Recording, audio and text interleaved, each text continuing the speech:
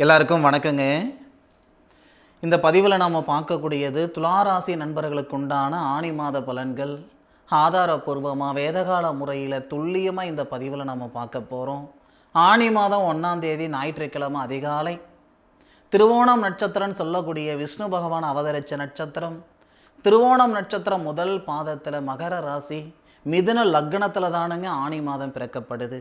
எந்த மாதத்துக்கும் இல்லாத ஒரு அமைப்பு, எந்த மாதத்தில் இல்லாத ஒரு சிறப்பு என்ன அப்படின்னா ஆணி மாதத்துக்கு 32 நாள். அப்போ 1ஆம் தேதியிலிருந்து 32ஆம் தேதி வரை துளாராசியில் பிறந்த நண்பர்களுக்கு எந்த மாதிரியான மாற்றங்களை இந்த பிரபஞ்சம் தரப்போகுதுன்றது பற்றி தானுங்க ஆதாரபூர்வமாக இந்த பதிவில் நம்ம பார்க்க போகிறோம்.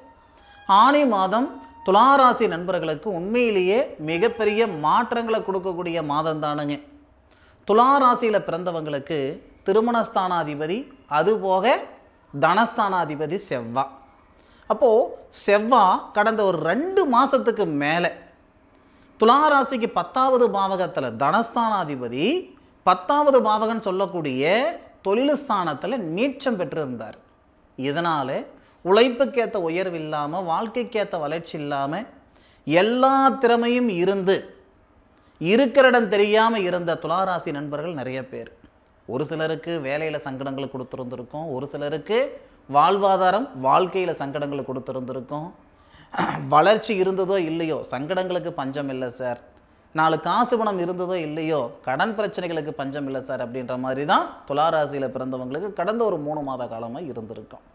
ஆனால் தனஸ்தானாதிபதி மாத பிறப்பன்னைக்கு ஆணி மாதத்திலேயே உங்களுடைய ராசிக்கு 11வது பாவகன் சொல்லக்கூடிய லாபஸ்தானத்தில் வராருங்க. லாபஸ்தானத்தில் சூரியனுடைய ஆதிக்கத்தில் செவ்வாய் வர்றது நமக்கு மிகப்பெரிய சிறப்பு. செவ்வாவுடைய பார்வை இப்போ குரு பகவானுக்கும் சனி பகவானுக்கு மட்டும்தானுங்க 3 பார்வை இருக்கும். அதே மாதிரி தானுங்க செவ்வாவுக்கும் 3 பார்வை. செவ்வாவுக்கு பார்த்தீங்கன்னா 4வது பார்வை இருக்கும், 7வது பார்வை இருக்கும், பிறகு 8வது பார்வை இருக்கும். அப்போது செவ்வாய் தனஸ்தானாதிபதியாக வரக்கூடியவர் லாபஸ்தானத்தில் வந்துட்டு உங்களுடைய ராசிக்கு 2வது பாவகன் சொல்லக்கூடிய தனஸ்தானத்தை பார்க்குறார். தனகாரகன் சொல்லக்கூடிய குரு உங்களுடைய ராசிக்கு 9வது பாவகத்தில் இருந்து 5வது பார்வையை உங்களுடைய ராசியே பார்க்குறாரு. பிரமாதமான நேரம். தனஸ்தானாதிபதி தனஸ்தானத்தை பார்க்கக்கூடிய சூழல், தனகாரகன் உங்களுடைய ராசியை பார்க்கக்கூடிய சூழல், அதுபோக தொழில் ஸ்தானாதிபதினு சொல்லக்கூடிய சந்திர பகவான், சந்திரன் தானுங்க, கடகன் தானுங்க துளாராசியில் பிறந்தவங்களுக்கு தொழில் ஸ்தானம். அப்போது தொழில் ஸ்தானாதிபதி சந்திரன் தானே. அப்போது துளாராசிக்கு 4வது பாவகத்தில் திருவோணம் நட்சத்திரத்தில் தான் மாதம் பிறக்குது. சந்திரன் தொழில் ஸ்தானாதிபதி, தொழில் ஸ்தானாதிபதியுடைய சுயசாரத்தில் சுய நட்சத்திரத்தில் உங்களுடைய ராசிக்கு 4வது பாவகத்தில் இருந்து தொழில் ஸ்தானத்தை பார்க்குறாரு. எப்பேற்பட்ட நல்ல விஷயம் பாருங்கள். இது எல்லாத்த விட புதனாதித்ய யோகம். அப்போது நமக்கு புதன் அப்படின்றவர் 9வது பாவகத்துக்கு அதிபதி, சூரியன் அப்படின்றவர் 11வது பாவகத்துக்கு அதிபதி. அப்போது சூரியனும் புதனும் ஒரே பாவகத்தில் எத்தனாம் தேதி வரைக்கும்னு பார்த்தீங்கன்னா கிட்டத்தட்ட ஒரு 6ஆம் தேதி வரைக்கும்னு வச்சுக்கோங்களேன். அப்போது இந்த புதனாதித்ய யோகம் அப்படின்ற ஒரு யோகம் இருக்குது. குருவுடைய பார்வை ராசி மேலே படுறதும் சிறப்பு, தனஸ்தானாதிபதி தனஸ்தானத்தை பார்க்குறதும் சிறப்பு. இந்த பிரபஞ்சம் எல்லாருக்கும் எல்லா நேரத்துலையும் சாதகமான பலன் தர்றது இல்லைங்க. ஒவ்வொருத்தருக்கும் ஒவ்வொரு தருணத்தில் தான் சாதகமான பலன் தரும். துளாராசியில் பிறந்தவங்களுக்கு உங்களுடைய உழைப்புக்கு தகுந்த உயர்வு கொடுக்கக்கூடிய தருணமும் இந்த ஆணி மாதத்தில் தானுங்க. படித்த படிப்புக்குண்டான உத்தியோகத்தை கொடுக்கக்கூடிய காலகட்டமும் இந்த ஆணி மாதத்தில் தானுங்க. அப்போது நீங்கள் எந்த விதையை போட்டிங்கன்னா, அதாவது எப்படி சொல்கிறதுனா, பட்டம் பார்த்து பயிர் செய்யுன்னு சொல்லுவாங்க. எல்லா நேரத்துலையும் நினச்ச நேரத்தில் நினச்ச பயிரை நம்ம விதைக்க முடியாது. அப்படி விதைச்சிட்டாலும் விதைச்ச விதை என்னவோ விளைஞ்சிரும், விளைஞ்சது வீடு வந்து சேராது பாருங்கள். அந்த மாதிரி இந்த தருணத்தில் நீங்கள் போடக்கூடிய உழைப்பு 10,000 ரூபாய்க்கு படுற கஷ்டம் தானுங்க 1,00,000 ரூபாய்க்கு. ஆனால் நம்ம 10,000 ரூபாய்க்கு தானே முயற்சி பண்ணுவோம் இல்லையா? நீங்கள் போடக்கூடிய உழைப்பு, அந்த உழைப்புக்கு தகுந்த உயர்வு வரும். சரியா? நீங்கள் 10,000 ரூபாய் தொழில் செய்யணும்னு நினைக்கிறவங்க 50,000 ரூபாய் போட்டு தொழில் செய்யுங்க. இந்த நேரத்தில் பிரமாதமாக இருக்கும். சார் 6ல் சனி பகவான் இருக்கிறாரு, இதெல்லாம் ஒன்றும் சங்கடப்பட வேண்டாம். குரு பார்வைப்பட்ட கோடி புண்ணியம் இல்லையா? அதுபோக இன்னொரு அற்புதமான ஒரு பரிவர்த்தனை இருக்குது பாருங்கள். இதில் நான் சொல்கிறேன், புரிஞ்சுக்கிறவங்க புரிஞ்சுக்கோங்க. ஜோதிட நாலேஜ் இருக்குது அப்படின்னா நான் சொல்கிற பலனை புரிஞ்சுக்கிறதுல இன்னும் சிறப்பாக இருக்கும். தனஸ்தானாதிபதி சொல்லக்கூடிய செவ்வாய் லாபஸ்தானத்துக்கு வராரு. லாபஸ்தானாதிபதினு சொல்லக்கூடிய சூரியனுக்கு செவ்வாய் நட்சத்திரம் தராரு. தனஸ்தானாதிபதி சாரத்தில் லாபஸ்தானாதிபதி உங்களுடைய ராசிக்கு 9வது பாவகத்தில் இருந்து 3வது பாவகத்தை பார்க்குறாரு.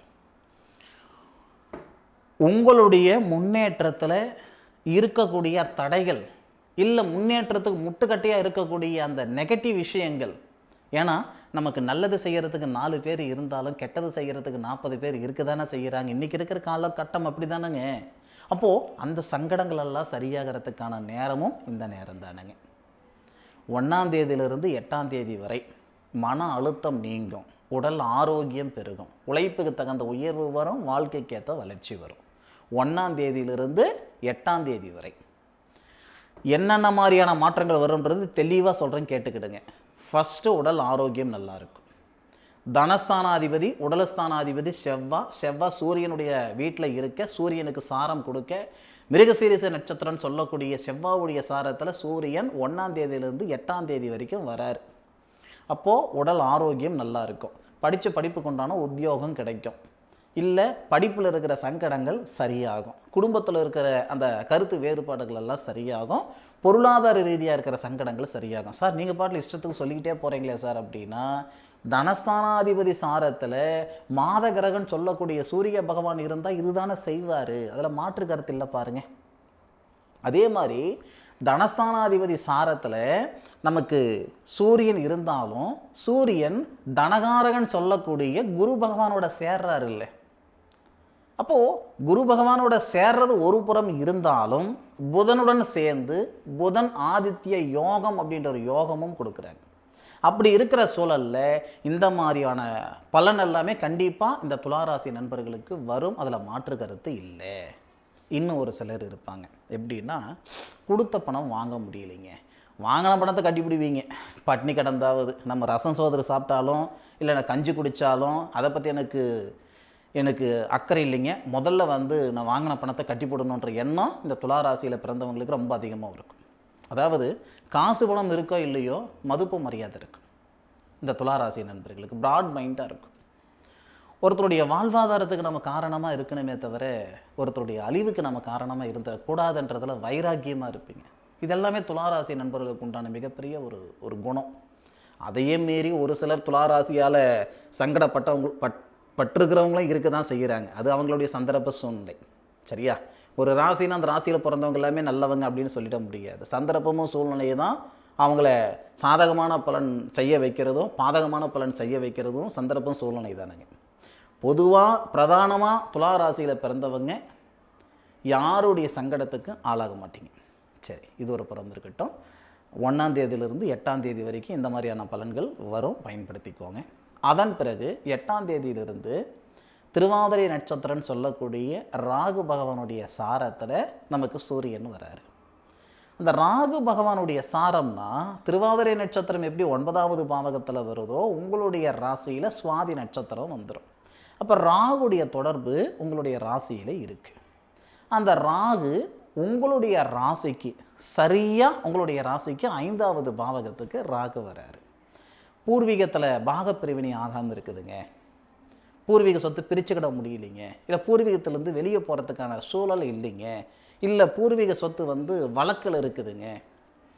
இந்த பூர்வீகம் சார்ந்த விஷயங்கள் எல்லாமே ஆனி மாதம் 8ஆம் தேதியிலிருந்து 22ஆம் தேதிக்குள்ளார 100% சரியாகும். அதில் மாற்று கருத்து இல்லை.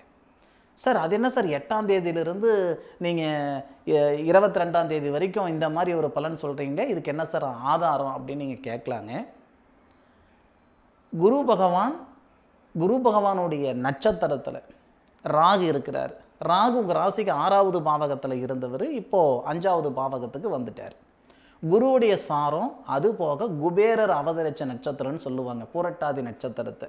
அப்போ அந்த பூரட்டாதி நட்சத்திரத்தில் ராகுடைய சாரத்தில் சூரியன் குருவோட சேருவார். குருவுடைய பார்வையும் ராகு மேலே படும். புத்திரபாகியம் பெருகுங்க, வேற ஒன்றும் இல்லைங்க. பூர்வீக சொத்தில் இருக்கிற சங்கடங்கள் எப்படி சரியாகும்னு சொல்கிறனோ அதே மாதிரி சூரியன் ராகு சாரம் திருவாதிரை நட்சத்திரம்னு சொல்லக்கூடிய சிவபெருமான் அவதரிச்ச நட்சத்திரத்தில் சூரியன் வரும் பொழுது 13 நாள் 8ஆம் தேதியிலிருந்து நமக்கு 22ஆம் தேதி வரைக்கும் வருங்க. அந்த நேரத்தில் வந்து பார்த்திங்கன்னா புத்திரபாகியத்தில் இருக்கிற சங்கடங்கள் சரியாயிடும். பார்க்காத வைத்தியம் இல்லைங்க, பண்ணாத பரிகாரம் இல்லைங்க, போகாத கோயில் குளம் இல்லைங்க, எங்களுக்கு ஒன்றும் நடக்கலைங்க, குழந்தை பாக்கியம் ஏற்படலைங்கன்ற சங்கடப்பட்டு இருக்கிற தம்பதிகளுக்கு இந்த நேரத்தில் உறுதியாக குழந்தை பாக்கியம் ஏற்படும், மாற்று கருத்து இல்லை. அதுபோக வெளியூர் வாய்ப்புகள் ஏற்படும், வெளிநாடு போகிற சந்தர்ப்பம் வரும். ஒரு ஐடி நிறுவனத்தில் இருக்கிறேனுங்க, இல்லை நான் வெளிநாடு போகிறதுக்கு முயற்சி பண்ணிகிட்டு இருக்கிறேனுங்க, இப்படியெல்லாம் நினச்சிக்கிட்டு இருக்கிற நண்பர்களுக்கு ஆனி மாதம் 8ஆம் தேதியிலிருந்து ஆனி மாதம் 22ஆம் தேதி வரை வெளிநாடு போகிறதுக்கான சந்தர்ப்பம் இந்த பிரபஞ்சம் ஏற்படுத்தும். அனுகூலங்கள் அப்படின்றது இந்த பிரபஞ்சம் எல்லாருக்கும் ஒரே மாதிரியே தந்தாலும் நம்மளுடைய எதிர்பார்ப்புன்னு ஒன்று இருக்குது இல்லையா. இப்போது துளாராசியில் பிறந்தவங்களுக்கு எல்லாருக்கும் ஒரே மாதிரியான எதிர்பார்ப்பு இல்லை பாருங்கள். ஒவ்வொருத்தருக்கும் ஒவ்வொரு விதமான எதிர்பார்ப்பு இருக்கும். வெளிநாட்டில் போய் வேலை செய்யணுன்ற எண்ணம் ஒரு சிலருக்கு இருக்கும். நான் இங்கிட்டிருந்தே வெளிநாட்டுக்கு வேலை செஞ்சு கொடுக்கணுங்க அப்படின்ற எதிர்பார்ப்பு ஒரு சிலருக்கு இருக்கும் இல்லையா. அப்போது இந்த நேரம் அந்த 8லிருந்து 22 தேதிக்குள்ளார வெளிநாடு சார்ந்த வேலைகள் ஃபஸ்ட்டு. அதே மாதிரி இந்த வாகனம் சம்மந்தப்பட்ட விஷயம், புத்திரபாகியம் சம்மந்தப்பட்ட விஷயம், பூர்வீகத்தில் இருக்கிற சங்கடங்கள், வழக்கு பிரச்சனை, போகாத இடத்துக்கு போனன்னு பேர் வந்தது, செய்யாத தப்புக்கு செஞ்சன்னு பேர் வருது, இந்த சங்கடங்கள் எல்லாமே சரியாகிறதுக்கான நேர காலங்கள் தானுங்க இந்த தருணத்தில். யாருக்கு? துளாராசியில் பிறந்தவங்களுக்கு. சரி, அதே மாதிரி துளாராசியில் பிறந்த அடுத்தது 22ஆம் தேதியிலிருந்து 32ஆம் தேதி வரை நான் முதலே சொன்னேன் இல்லைங்களா, ஆனி மாதத்துக்கு 32 நாள் வருங்க அப்படின்னு சொன்னேன்னு பாருங்கள். அந்த மாதிரி 22ஆம் தேதியிலிருந்து 32ஆம் தேதி வரை புனர்பூச நட்சத்திரம் சொல்லக்கூடிய ஸ்ரீராமர் அவதரித்த நட்சத்திரம், அதுபோக குரு பகவானுடைய சாரம். அந்த குரு பகவானுடைய சாரத்தில் சூரிய பகவான் வராரு. இது எப்படின்னா, தனகாரகனுடைய சாரத்தில் சூரியன் தனகாரனுடன் இணைந்து 9வது பாவகம்ன்றது பிதிருஸ்தானம். பிதிருஸ்தானத்தில் பிதிருக்காரகன் சொல்லக்கூடிய சூரிய பகவான் வர்றது. அப்போ குரு வந்து துளாராசியில் பிறந்தவங்களுக்கு நல்லவரா? இல்லை, பாதகாதிபதி. துளாராசிக்கு அதிபதி சுக்கிரன் தானுங்க. அப்போ சுக்கிரன் அசுரகுரு, குரு பகவான் தேவகுரு. துளாராசிக்கு 6 கிரகம் தானுங்க குரு பகவான். 3 கிரகம் ஒரு புறம் இருந்தாலும் 6 கிரகம் தான் பிரதானமாக இருக்கிறது. அப்போ குருவுக்கும் சுக்கிரனுக்கும் ஜென்ம விரோதம் இருக்க தான் செய்யும். அப்போ குருவுடைய சாரத்தில் லாபஸ்தானாதிபதி வந்து உங்களுடைய ராசிக்கு 3வது பாவகத்தை பார்க்கக்கூடிய சூழலால் வம்பு வழக்கு ஏற்பட்டுடும். ஆனி 22லிருந்து 32 வரைக்கும் கொஞ்சம் சூதானமாக இருக்கணும். பொதுவாக துளாராசியில் பிறந்தவங்க கண்ணுக்கு முன்னாடி ஒரு அநீதி நடக்குது, ஒரு சங்கடம் நடக்குது, ஒரு பிரச்சனை நடக்குதுன்னா கம்முன்னு இருக்க மாட்டீங்க. எங்கிட்டாவது முன்னுக்கு போய் அந்த சண்டையை சமாதானப்படுத்துறதுக்கு பார்ப்பீங்க. எல்லாரும் அவங்க ஜோலி என்னவோ அவங்க பார்த்துக்கிட்டு போகிற நேரத்தில் நம்ம வாயும் கம்முன்னு இருக்காது, நம்ம கையும் கம்முன்னு இருக்காது. எதையாவது ஒன்று பேசுவோம், செய்வோம், பண்ணுவோம். ஆனால் 6வது பாவகத்துக்கு அதிபதி 9வது பாவகத்தில் பிதிருஸ்தானத்தில் இருக்கக்கூடிய அந்த 6 சாரத்தில் லாபஸ்தானாதிபதி. இந்த காம்பினேஷன் நமக்கு வந்து தேவையில்லாத சங்கடங்கள் ஏற்படுத்திவிடும். அதனால் கொஞ்சம் சூதானமாக இருக்கணும். உடல் ஆரோக்கியத்திலையும் கொஞ்சம் கவனம் இருக்கணும். வாகன தொழில் செய்கிற நண்பர்களாக இருக்கட்டும், இல்லை வாகனத்தில் நான் ஓட்டப்பந்தயம், அதாவது நம்ம ரன்னிங் ரேஸ்ன்ற பாருங்கள், இந்த ரேஸ் எல்லாம் வாகனத்தில் போவாங்க இல்லைங்களா, அவங்கெல்லாம் இந்த நேரத்தில் கொஞ்சம் துளாராசியில் பிறந்தவங்க கொஞ்சம் முன்னெச்சரிக்கையாக இருக்கிறது நல்லது தானுங்க. ஏற்கனவே 6வது பாவகத்தில் சனி பகவான், ஆறுக்குடையவன் 9வது பாவகத்தில், ஆறுக்குடையவருடைய சாரத்தில் சூரியன். இந்த அமைப்புகள் எல்லாம் கொண்டு பார்க்கும்போது குரு பகவானுடைய சாரத்தில் சூரிய பகவான் வரும்போது கொஞ்சம் கவனம் தேவை. நான் ஷேர் மார்க்கெட்டில் காசு பணம் போடலாம்னு இருக்கிறேனுங்க, இல்லை அடுத்தவங்களுக்கு காசு பணம் கடனை கொடுக்கலாம்னு இருக்கிறேனுங்க, காசு பணம் வச்சுக்கிட்டு என்ன செய்கிறதுன்னு தெரியாத இடத்துல நீங்கள் இருந்தால் என்ன வேணாலும் பண்ணிக்கோங்க. இல்லை சார், நானே கையூனி கரணம் போட்டு சின்னப்பட்டு சிரமப்பட்டு சித்திரவதைப்பட்டு மேலுக்கு வந்துட்டு இருக்கிறேனுங்க அப்படின்னா என்கிட்ட காசு பணம் கொடுக்க வேண்டாம், ஒன்று பேங்க்கில் போட்டு வச்சுக்கிடுங்க, இல்லையா வீட்டில் பொட்டி போட்டு பொட்டிக்கிடுங்க. அந்த இடத்துல யாரும் கிடையாது, சரிங்களா? எல்லாரும் இப்படி இருக்கிறவங்க 10 பேர் இருக்கிறாங்கன்னா இப்படி இருக்கிறவங்க 100 பேர் இருக்கிறாங்க. இதுதான் துளாராசியில் பிறந்தவங்களுடைய மனநிலை. இருந்தாலும் அந்த ஒரு 22லிருந்து 32 வரைக்கும் கொஞ்சம் சூதானமாக இருங்க. மற்றபடி வரக்கூடிய ஆணி மாதத்தில் துளாராசியில் பிறந்தவங்களுக்கு அனுபவங்கள் நிறைய வரப்போகுது. இது சம்பாதிக்கிறதுக்கு உண்டான நேரம் கிடையாது, சாதிக்கிறதுக்கு உண்டான நேரம். ஆனால் அனுபவங்கள் நிறைய அந்த பிரபஞ்சம் தரப்போகுது வரக்கூடிய ஆணி மாதத்தில் துளாராசியில் பிறந்த நண்பர்களுக்கு. இந்த பதிவு துளாராசியில் பிறந்தவங்களுக்கு நிச்சயமாக பயனுள்ள பதிவாக இருக்கும், நான் மனசார நம்புகிறேன். மீண்டும் அடுத்த ஒரு அற்புதமான தருணத்தில் உங்கள் அனைவரையும் சந்திக்கும் வரை உங்களிடமிருந்து விடைபெறுவது உங்கள் வீட்டு ஜோதிட நண்பனான மா. காளிதாஸ் மணிகண்டன். திருச்சிற்றம்பலம். வாழ்க வையகம், வாழ்க வளமுடன்.